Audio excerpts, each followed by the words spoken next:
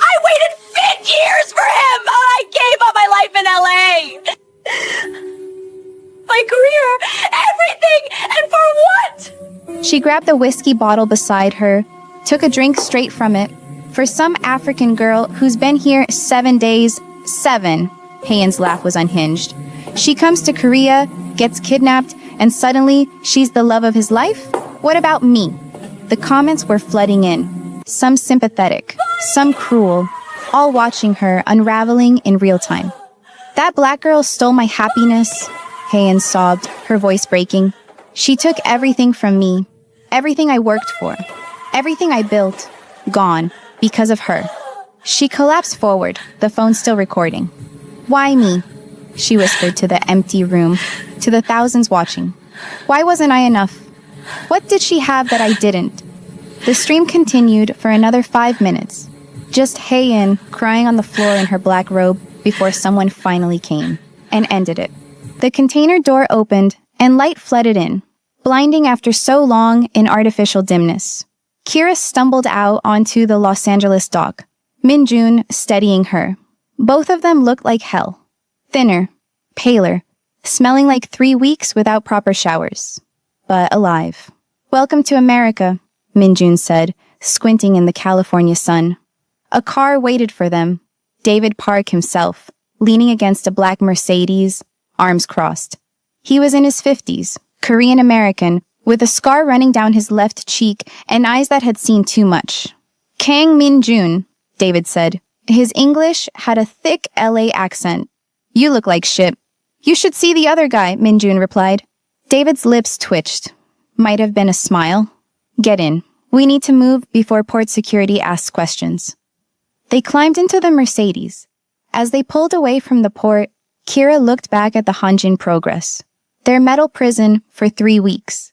She'd never been so happy to see the back of something.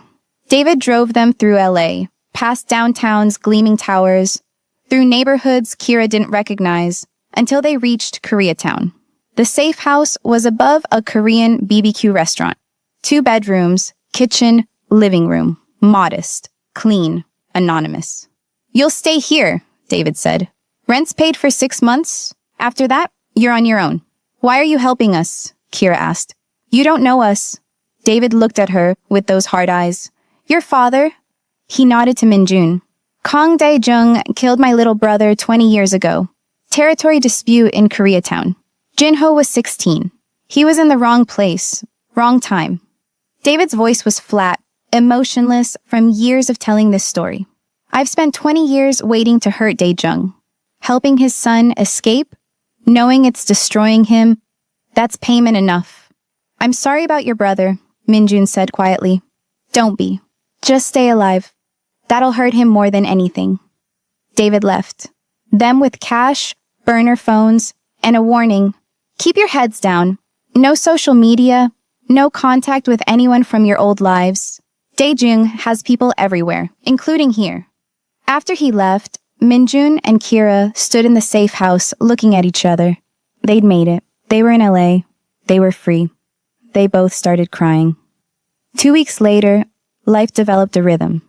Min-jun and Kira became Jason and Michelle. The fake names from their passports becoming real as they built new identities. They explored Koreatown together. Ate at the restaurants Min-jun remembered from his USC days. They found Mrs. Parks still there, still serving the fried chicken and mac and cheese that had reminded him of home. The owner, an elderly Korean woman, didn't recognize Min-jun. Too many years, too many changes. They ordered the fried chicken. When it came, Min-jun took a bite and his eyes filled with tears. It's exactly the same, he whispered. Kira held his hand across the table. At night, in the safe house, they made plans. A restaurant, Min-jun said. They were lying in bed, tangled together, LA traffic humming outside. I want to open a restaurant, Korean-American fusion, like Mrs. Parks, but ours. And I want a cafe, Kira added. Not in Chicago, something new, here in LA, We could be partners. Partners, Minjun agreed. He rolled over, looked at her face in the dim light. Marry me, properly this time. Not in a bathroom in Seodamun while running for our lives. Marry me here, in LA. Build a life with me. Yes, Kira said without hesitation. 1,000 times yes. They kissed, celebrating futures they were finally allowed to plan. But shadows were gathering. In Beverly Hills, in the house that was supposed to be her marital home, Hyun sat with Detective James Miller. They entered through the port of LA 3 weeks ago, James said, spreading photos across the table. Came in on a cargo ship, the Hanjin Progress. We have them on. Camera leaving with David Park. Hyun stared at the photo. Minjun and Kira, stumbling out of a shipping container, looking like refugees. Together. Something twisted in her chest. David Park took them to a safe house in Koreatown. And James continued, We have the address. What do you want us to do? Hyun was quiet for a long time. She'd spent the past month in LA, supposedly moving into her new home, settling her life. Really, she'd been planning revenge. But looking at that photo, at Minjun's face, genuinely happy for the first time in years, something cracked. Nothing, she said quietly. James blinked. Nothing. You paid me 50 grand to find them. I know what I paid. Hayan stood, walked to the window. The LA hills spread before her, houses climbing toward the sky. I want surveillance. I want to know where they go, what they do. But no action. Not yet. You're the boss. After James left, Hayan poured herself a drink and stood at that window for a long time. She'd come here for revenge, to destroy them like they'd destroyed her. But revenge was exhausting and hollow. She thought about the girl she'd been at 15, the woman she'd become, the years she'd wasted waiting for someone who would never love her back. Maybe, just maybe, it was time to let go. Or maybe not. She hadn't decided yet. Welcome to Soul Afro Stories, my soul Afro lover. Here's my question. Have you ever loved someone who couldn't love you back? Can you relate to Hyen's heartbreak? Drop your thoughts in the comments. No judgment, just real talk. Hit subscribe because this story is about to get messy. Hyen hasn't decided if she's letting go or going for blood. And trust me, you don't want to miss what she does next. We also have something hotter coming next. Subscribe and turn on your notification bell now. Where are you watching from? Drop your city below. Now let's see if love can survive when the past won't let go. Chicago, in a small cafe in Hyde Park, Maya closed up Kira's corner for the night. The cafe had been closed for over a month now. Maya kept coming anyway, keeping the plants alive, making sure everything was ready for whenever Kira came back. If Kira came back, she tried calling, tried texting. Nothing. Just silence. Then the Asian men had come, asking questions, showing photos. Maya had lied, said she didn't know anything. Now she kept the doors locked and wondered what the hell had happened to her friend. In Seoul, in a prison cell, Kang Dae-jung sat across from his lawyer. Your son is in Los Angeles, the lawyer said. We have confirmed sightings. He's with David Park. David Park, Dae-jung repeated. The name tasted like poison. That traitor. What do you want done? Dae-jung thought about his son, his heir. The boy he'd molded into his image, who'd thrown it all away for some girl. Nothing, he said finally. The lawyer blinked. Nothing? But the bounty. I withdraw the bounty. Let him rot in America. Let him live a small, meaningless life. That's punishment enough. Dae-jung's eyes were cold. He's dead to me. I have no son. But later, alone in his cell, Dae-jung allowed himself a moment of grief. For Hyun-suk, dead at 19. For Min-jun, lost to him forever. For the empire that would die with him. Back in LA, Min-jun woke in the middle of the night, covered in sweat. Nightmare. Same one he'd been having for weeks. His father finding them. Kira dying while he watched, unable to stop it. Hey! Kira's voice, soft in the darkness. Her hand on his chest. You're okay. We're okay. For now. For now is enough. Min-jun pulled her close, breathing in her scent, coconut oil, and possibility. I got a call today, Kira said quietly. From Maya. She wants to know if I'm ever coming back to Chicago. Are you? I don't know. That was my life before. Before you. Before all of this. Kira was quiet. I miss it. I miss my cafe, my regulars. But going back feels like going backward. Then we don't go back. We go forward. Here. Together? Together, Kira agreed. They fell asleep, tangled together, in a safe house in Koreatown, building a future from the wreckage of their pasts. For 2 more weeks, it was perfect. The attack came at 3 a.m. Gunfire exploded through the safe house windows. Glass shattered. Bullets tore through walls. Min-jun was up instantly, grabbing the gun David had left them, pulling Kira to the floor. Stay down.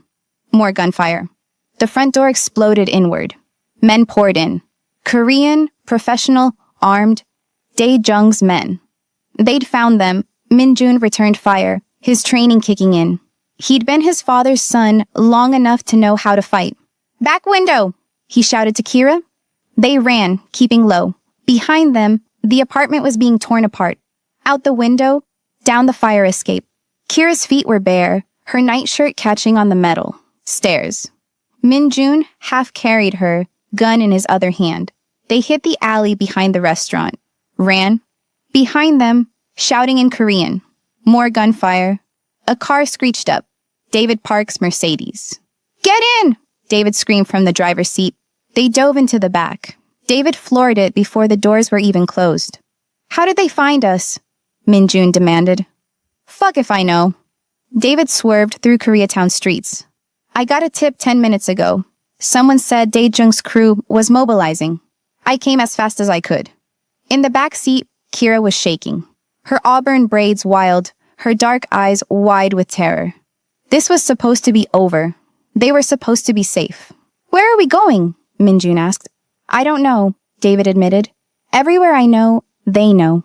Your father has been building networks in LA for 30 years. There's nowhere in this city I can hide you that he can't find.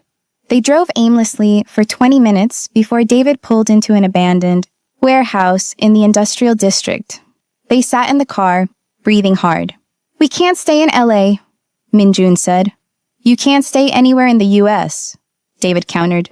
Your father's reach is too long. You need to go somewhere he doesn't have connections, somewhere remote. Where? Kira asked. David thought. Mexico? Canada?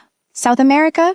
Anywhere with extradition is dangerous, Min-jun said. His mind was racing, thinking like his father, trying to stay one step ahead. We need leverage, something to make my father call off the hunt. Like what? His files, his records, everything illegal he's ever done. It's all documented, has to be, for the business to run. If we expose him, destroy his empire, he'll have bigger problems than finding us. David shook his head. Those files are in Seoul, in his office. You'd never get close.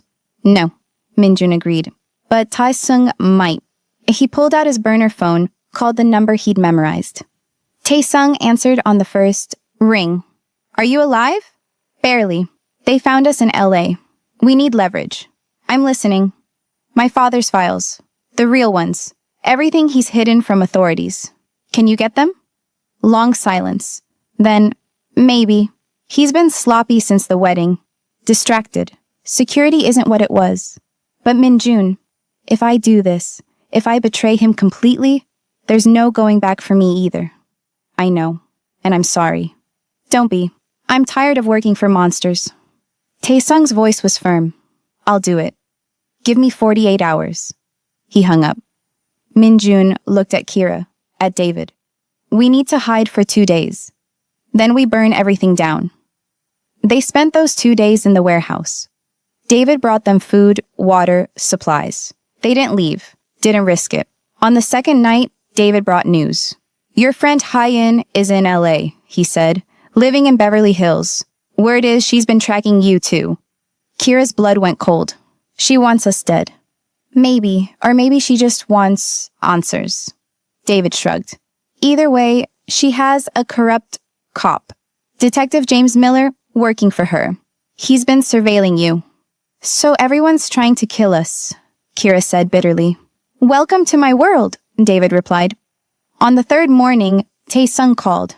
I have them, he said without preamble. Everything.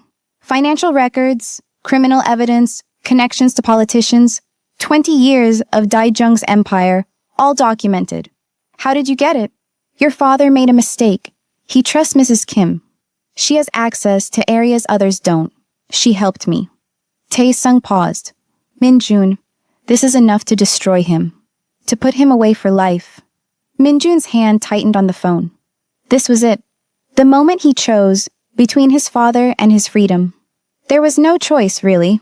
Send it, he said. Everything. To the Korean authorities, to American FBI, to journalists, everywhere. Burn it all down. Are you sure? Min-jun looked at Kira, at the woman who'd chosen him over freedom, who'd spent 3 weeks in a shipping container and survived assassination attempts and never once regretted coming back for him.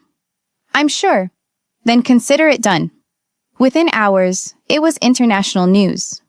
Korean crime boss Kang Dae-jung's empire exposed massive document leak reveals decades of corruption. Authorities moved to arrest Kang and associates. Min-jun watched the news on David's phone, Kira beside him, his father's face on every channel, the empire crumbling, associates fleeing or being arrested. Everything his father had built, everything Hyun-suk had died for, everything Min-jun had been raised to protect. Ashes. How do you feel? Kira asked quietly. Min-jun thought about it. Free. The call came from an unknown number. Min-jun answered cautiously. Hello. It's me. His father's voice, cold, controlled, completely at odds with the fact that his empire was collapsing around him. Min-jun's breath caught. How did you get this number? I'm still your father. I know everything. Dae-jung paused. I assumed this was you. The files, the exposure, very clever. It was necessary. Was it? Dae-jung's laugh was bitter. You've destroyed everything, Min-jun. Everything your brother died for. Everything I built. For what? Some girl? Her name is Kira. And yes, for her. And for me. For the chance to actually live. Silence on the line. Then, there's something you should know. Before they arrest me. Before this ends. What? Your brother's death. It wasn't random. It wasn't wrong place, wrong time. Min-jun's blood went cold. What are you talking about? I ordered it. The world stopped. What? Hyun-suk was weak. Soft. He would have destroyed the business. He was talking about going legitimate. About ending the family operations. I couldn't allow it. Dae-jung's voice was matter-of-fact. Like discussing business. So I arranged the hit. Made it look like a rival crew. And you came back from USC. Like I knew you would. You became what I needed. Cold. Hard. Perfect. Min-jun couldn't breathe. His father had killed Hyun-suk, had murdered his own son. You're a monster, Min-jun whispered. I'm a businessman, and you are always going to be better than him. You just needed the right motivation. Dae-jung paused. I'm telling you this now because I want you to understand. Everything I did for the family, for the empire. Even killing one son to perfect the other. He was 19. He was a liability. Min-jun hung up. He stood there, phone in his shaking hand, while the truth of his entire life rearranged itself. Everything he thought he knew, every choice he'd made. It was all built on a lie. His father had murdered Hyun-suk. Kira found him like that, standing frozen, barely breathing. What happened? Min-jun told her. Every word. When he finished, he was crying, great, gasping sobs that he couldn't control. Kira held him while he broke, apart. I need to go back, Min-jun said later, when the crying had stopped and rage had replaced grief. To Seoul, to confront him, to make sure he rots in prison for what he did. That's suicide, David said. Dae-jung still has people in Seoul. The second you land, you're dead. I don't care. I do, Kira said firmly. We didn't survive this long for you to throw your life away on revenge. He killed my brother? I know. And he'll pay for it. The authorities have the evidence. He's going to prison. That's justice. Kira took his face in her hands, forced him to look at her. But we don't have to be there for it. We can let the system handle it and move on with our lives. I can't, Min-jun said. I can't move on knowing what he did. I need to face him. I need to tell him. His voice broke. I need to tell him that he failed. That despite everything, despite murdering his own son, despite 7 years of making me into him, I'm still human. I still love. I still choose life over empire. Kira understood. She didn't like it, but she understood. Then I'm coming with you, she said. Kira, we're in this together, all the way. That's what we promised. Minjun looked at her. His beautiful, stubborn, fierce Kira, who'd refused to board a plane to safety, who'd chosen him when it made no logical sense, who'd survived everything his world had thrown at her. Together, he agreed. They flew to Seoul on fake passports in economy, looking like normal tourists. Tae-sung met them at Incheon, the same airport where everything had started and nearly ended. You're both insane, Tae-sung said by way of greeting.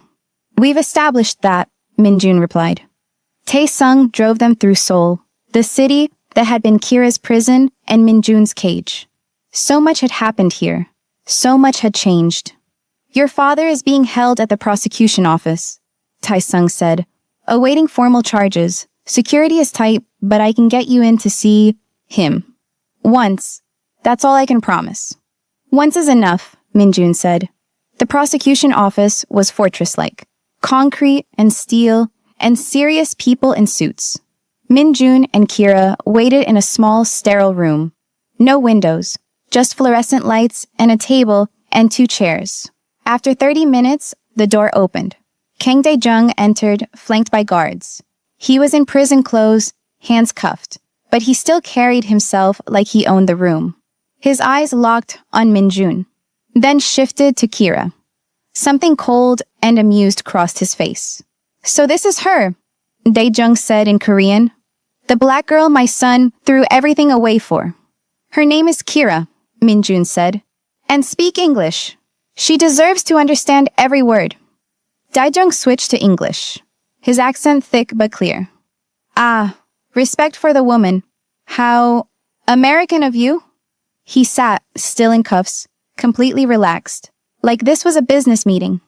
Why are you here? Dae-jung asked. To gloat? To tell me you won?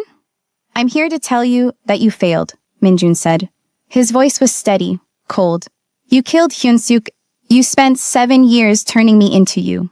You thought you could make me choose empire over humanity, and you failed. Did I? Dae-jung smiled. You're here, aren't you? Back in Seoul, facing me. Some part of you is still my son. No, Minjun said. I'm Hyun-suk's brother. That's who I am. Not your heir, not your weapon. His brother. And Dae-jung's smile faded. Minjun leaned forward. You wanted to know why I threw everything away for her? Because she reminded me I was human. Because in 7 days, she gave me something you never did in 30 years. A reason to live instead of just survive. How touching, Dae-jung said dryly. You'll spend the rest of your life in prison, Minjun continued. Your empire is gone. Your legacy is destroyed. And he took Kira's hand. I'm going to live. Really live. I'm going to be happy. I'm going to build something good. And every day I exist, happy and free, is a day that proves you failed. For the first time, real emotion crossed Dae-jung's face. Rage. Pure, undiluted rage. You're weak, he spat. Just like your brother. Weak. No, Minjun said quietly. I'm strong enough to choose love over power. That's something you never understood. He stood, pulled Kira up with him. They moved toward the door. Minjun, his father called. Minjun paused, but didn't turn around. I am your father. That will never change. No matter how far you run, how long you live, you are my son. My blood. My heir. Minjun looked back then. One last time. You're right, he said. I am your son. Which means I know exactly how to destroy what you built and make sure it never comes back. And I will. Every day. With every choice I make. I will be everything you weren't. He walked out, Kira beside him. Behind them, Kang Dae-jung sat in that sterile room in handcuffs, watching his last son walk away forever. In the hallway, Minjun finally let himself breathe. How do you feel? Kira asked. Lighter, Minjun said. Like I've been carrying something heavy my whole life, and I finally put it down. They walked out of the prosecution office into Seoul's sunshine.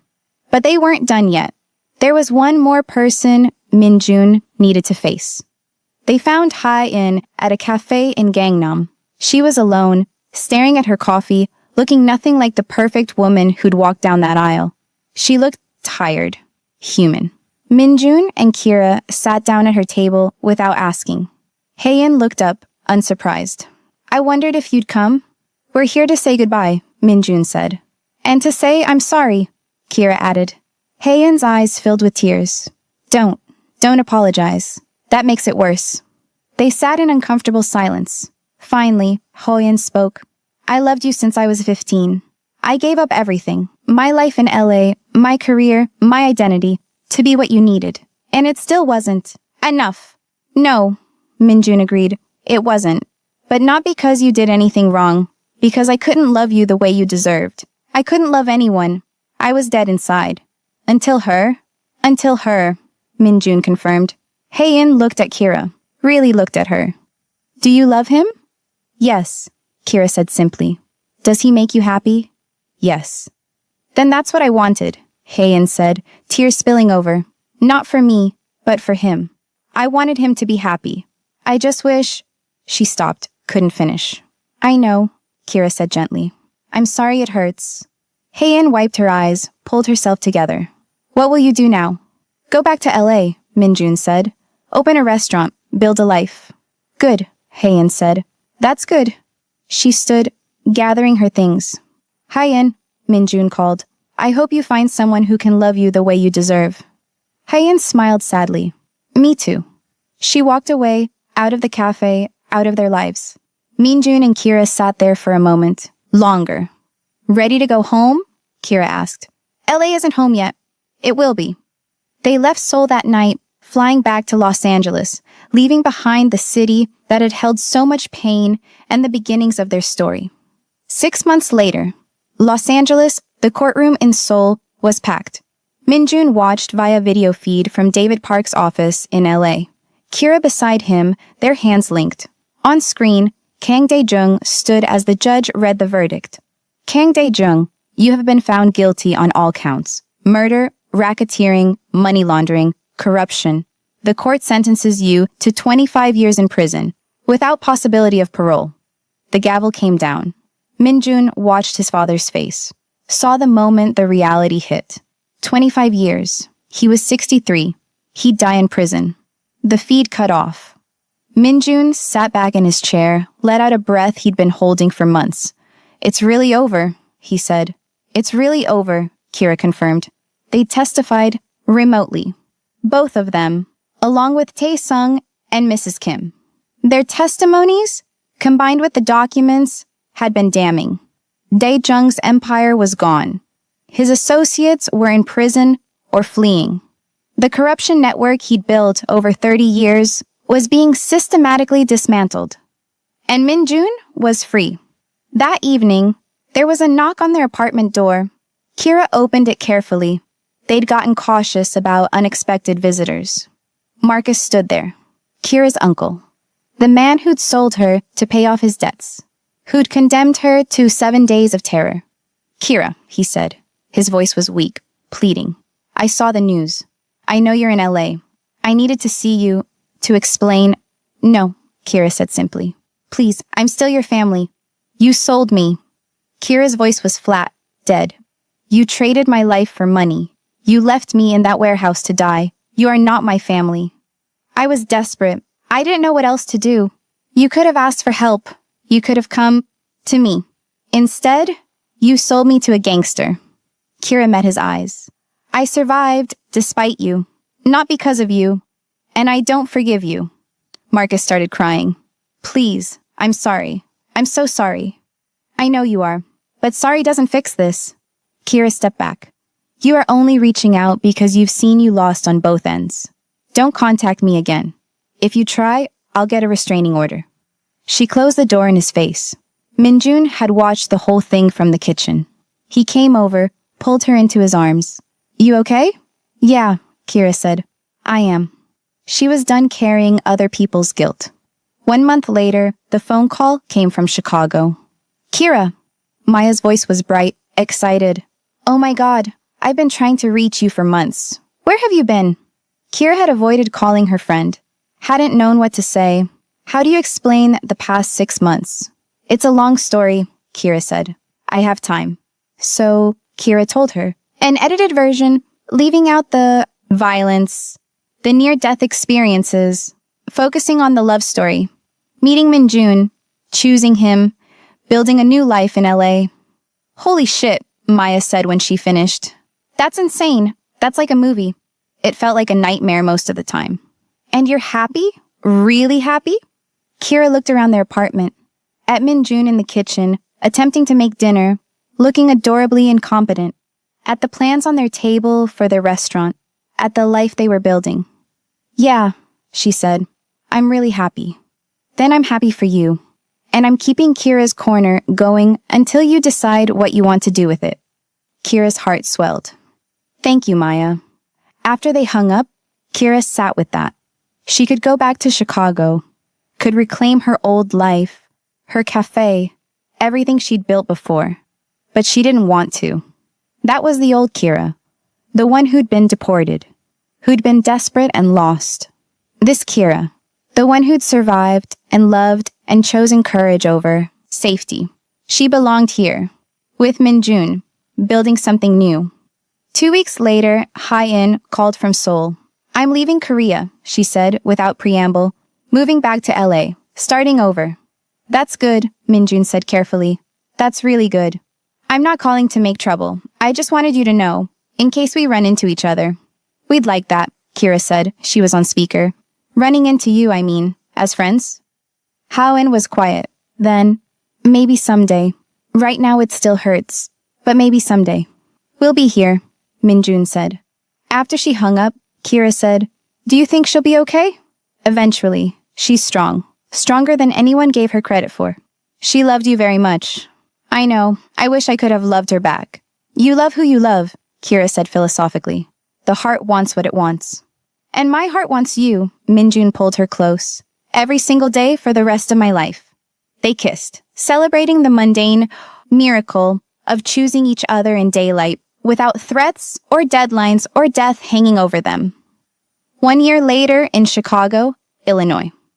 The sign above the door read, Kira's Corner, new location, in cheerful purple letters. It was bigger than the original. Better. Floor-to-ceiling windows letting in Chicago sunshine. Mismatched furniture that Kira had carefully selected. Walls covered in local art. And in the back, connected by an open doorway, another space. Mrs. Park's legacy. Korean-American fusion. 2 businesses, 1 location, run by partners. Kira stood behind the counter, pulling espresso shots like she'd never left. Minjun worked in the restaurant kitchen, his sleeves rolled up, creating the dishes he'd dreamed about. It had taken a year to make it happen. A year of permits and paperwork and building 2 businesses from scratch. A year of Minjun learning to exist without his father's shadow. A year of Kira rebuilding her confidence. But they'd done it. The door chimed. Mrs. Kim entered, beaming. Mrs. Kim! Kira came around the counter to hug her. The older woman had retired from housekeeping, moved to LA to be near her daughter, but she'd flown to Chicago for the grand opening.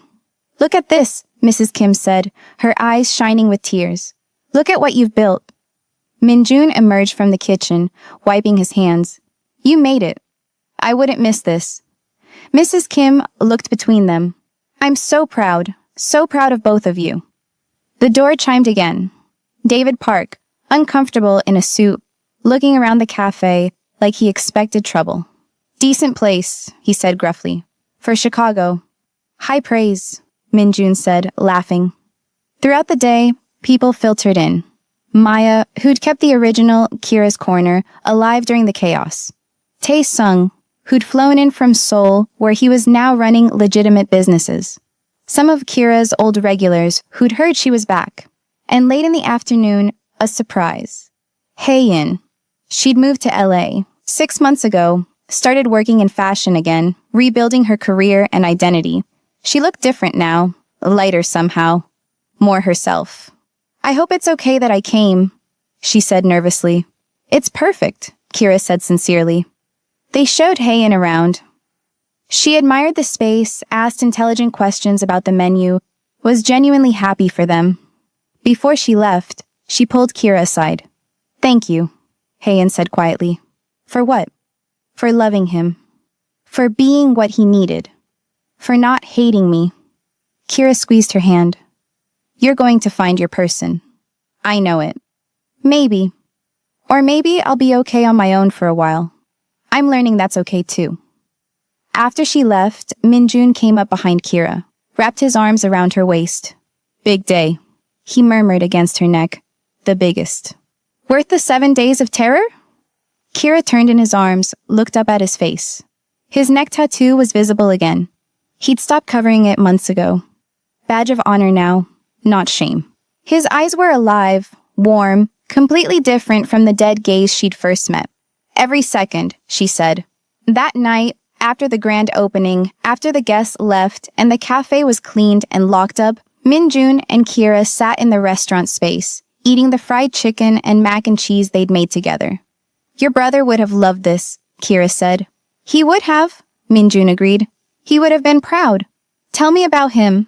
The real him, not the tragedy, the person. So, Minjun talked about Hyun-suk, about his terrible jokes and his big heart and his dreams of going legitimate, about the brother he'd lost and spent 7 years not grieving properly. And in talking about him, in remembering him right, Minjun felt the last chains fall away. His father hadn't won. The empire hadn't won. Love had won. Life had won. Marry me, Minjun said suddenly. Here? In Chicago? Here. Or LA. Or Seoul. Or anywhere. I don't care where. I just want to be your husband. Kira smiled. Small wedding? Just the people who matter. Perfect. In Hyde Park, where the original cafe was. Even more perfect. They kissed across the table, tasting like Korean-American fusion and possibility and futures they were finally free to choose. The wedding came in 3 months later. It was small, held in a community garden in Hyde Park on a perfect autumn afternoon. Maya was Kira's maid of honor. Tae-sung stood up for Minjun. Mrs. Kim cried through the entire ceremony. David Park looked uncomfortable but pleased. Hyeon came, sitting in the back, and cried too, but happy tears this time. Kira wore a simple white dress and her box braids woven with flowers. Minjun wore a suit, his neck tattoo visible, his smile genuine. The officiant asked the traditional questions. Do you, Kira Collins, take Kang Minjun? Just Minjun, he interrupted. Not Kang, just Minjun. Taking only his first name. Severing the last tie to his father's legacy. The officiant corrected, Do you take Minjun to be your lawfully wedded husband? I do, Kira said. I really, really do. And do you, Minjun, take Kira Collins to be your lawfully wedded wife? Minjun looked at her. At this woman who'd refused to board a plane, who'd chosen him over safety, who'd survived everything his world threw at her and came out stronger. 7 days, he said. That's how long it took to fall in love with you. And a lifetime won't be enough to show you what that means. So is that a yes? The officiant asked, amused. That's the biggest yes of my life. They kissed as husband and wife while their small gathered family applauded. Minjun woke to sunlight streaming through the windows of their apartment above the cafe. Kira was already up, moving around the bedroom, getting ready for the day. Morning, he said sleepily. Morning, husband. She leaned over, kissed him. Still sent a thrill through him, even after 5 years. We need to get up. Big day. Right, the big day. Downstairs, in the restaurant, they'd hung a banner. Mrs. Park's legacy. Now in 3 cities, Chicago, LA, Seoul, they'd done it. Built their dream across 3 countries. The Chicago location was thriving. The LA location in Koreatown was beloved by locals. And 6 months ago, they'd opened in Seoul.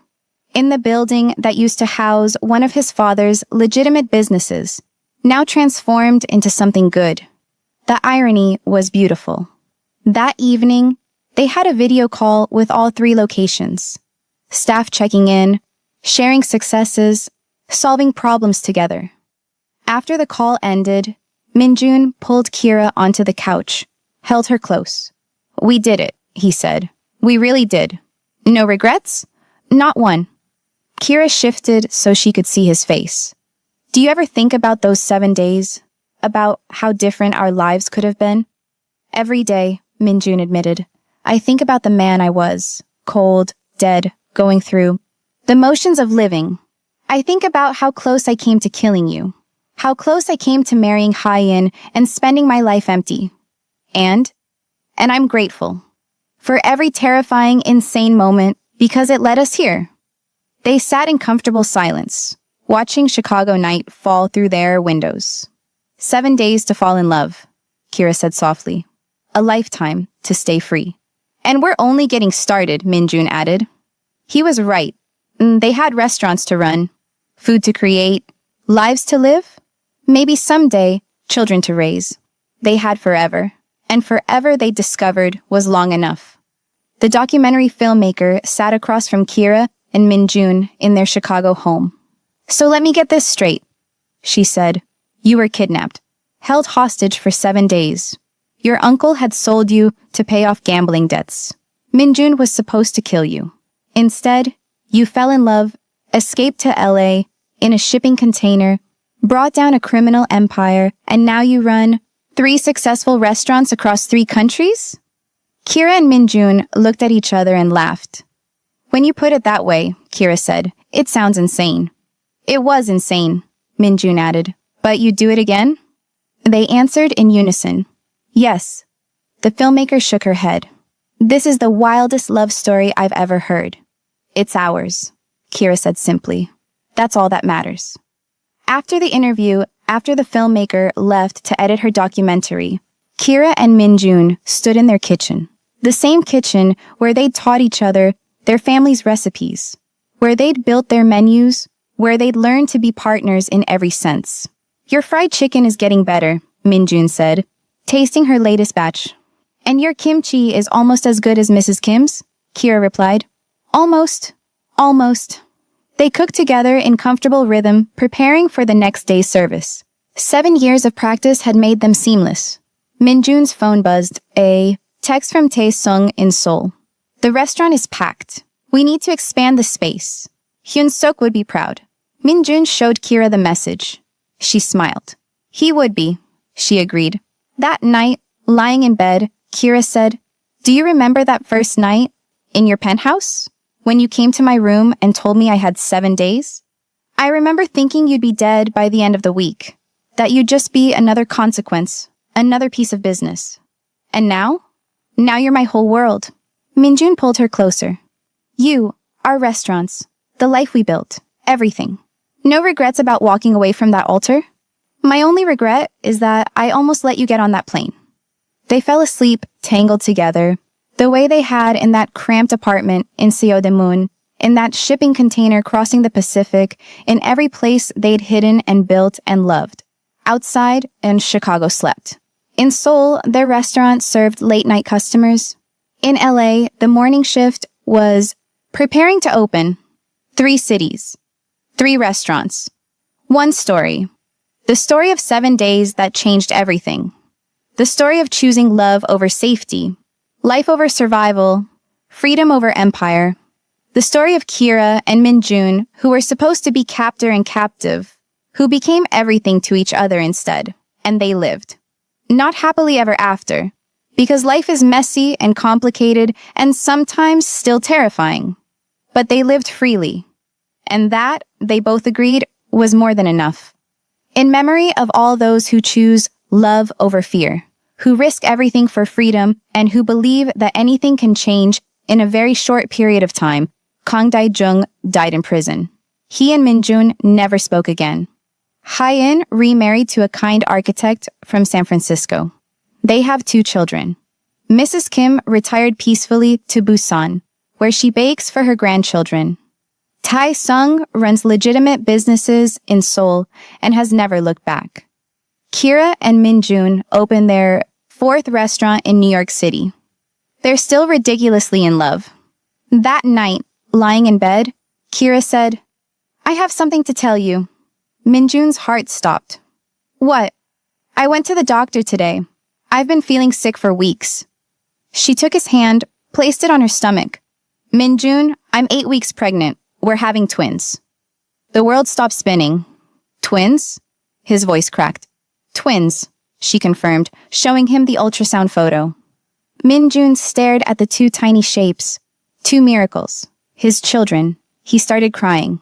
"From a death sentence to a family of 4, he whispered. "How did we get so lucky?" "We chose each other," Kira said simply. "Every single day." Some stories end with happily ever after. This one ends with, "And they chose each other every single day." That's better. From a warehouse in Seoul to 3 restaurants across 3 countries.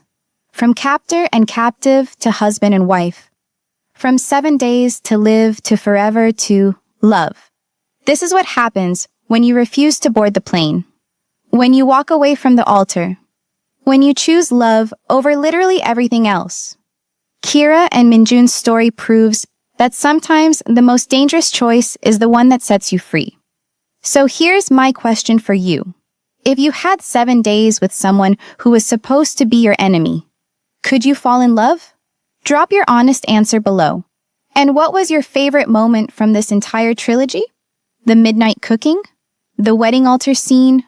The shipping container? Marcus's betrayal? The final confrontation with Daejung? Tell me in the comments. If this story wrecked you in the best way possible, do these 3 things. Hit that subscribe button if you haven't already. Soul Afro Stories is bringing you more impossible love stories, dangerous choices, and happy endings that are earned. Turn on all notifications because we've got more stories coming that will have you binge watching at 3 a.m. with no regrets. Share this trilogy with someone who needs to believe in love that defies logic. Send it to your AMB Mummy loving friends, your K-drama obsessed crew, your mafia romance addicted besties. Spread the word. Where are you watching from? Drop your city and country below. I love seeing our Soul Afro Stories family spanning the globe. See you in the next story.